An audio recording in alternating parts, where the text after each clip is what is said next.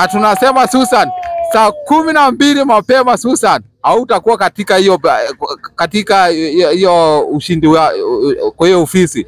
Na Susan, wewe tunajua wewe ni mkora na unaandika watu wengine wa mbali. Kwanza hata building hiyo yako iko karibu na State House. Uliandika Wakamba, hakuna vijana wowote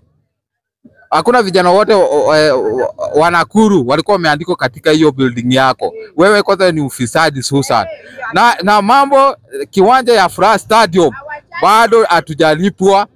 Tumefanya kazi katika hiyo kiwanja na pesa yetu imebaki katika hiyo kiwanja na baada mpaka saa hizi haijaisha.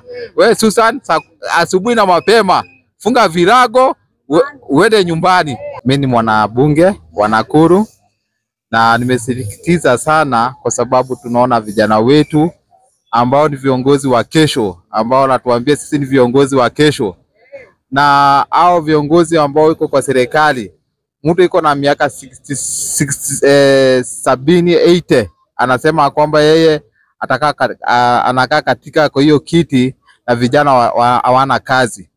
Na wewe Susan, kwenye gazeti inasema kwamba wewe ulitumia 57 million kwenda kutembea ng'ambo na unatuambia kumba kuna makazi huko, na kumbe wewe ndio unapoteza pesa yetu kienda safari za ng'ambo, vijana hawana kazi. Na tunauliza kwamba kuna building moja kubwa hapa Nakuru na iko hapo inajiita Bigilapa.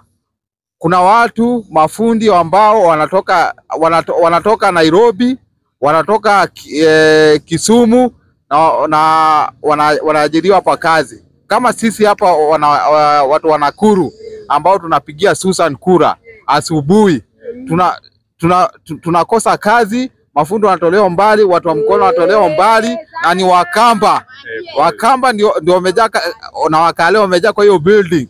Na kuna building fulani hapo Teddy inatengenezwa inaitwa affordable housing, na bado ni Wakamba wanaajiri Wakamba wenzake, na sisi watu wa Nakuru tunakosa kazi.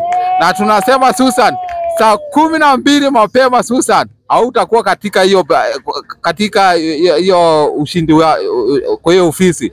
Na Susan, wewe tunajua na pia kuna maandamano itakuwa 25 ambao tunaambiwa kwamba tutavaa t-shirt ya white na mshumaa, tutoke tukumbuke watu wetu ambao majenzi ambao washaenda wametuacha kwa sababu ya kupigania haki yetu. Na sisi hapa watu wa Nakuru Susan, wewe ni mkora na unaandika watu wengine wa mbali. Kwanza hata building hiyo yako iko karibu na State House. Uliandika Wakamba, hakuna vijana wowote wa Nakuru walikuwa wameandikwa katika hiyo building yako. Wewe kwanza ni ufisadi Susan. Na mambo kiwanja ya Furaha Stadium bado hatujalipwa. Tumefanya kazi katika hiyo kiwanja na pesa yetu imebaki katika hiyo kiwanja na baada mpaka saa hizi haijaisha. Wewe Susan, asubuhi na mapema funga virago uende nyumbani. Na tumesema watu wa Nakuru tumeamua hivyo na hivyo. Wacha niachie wenzangu.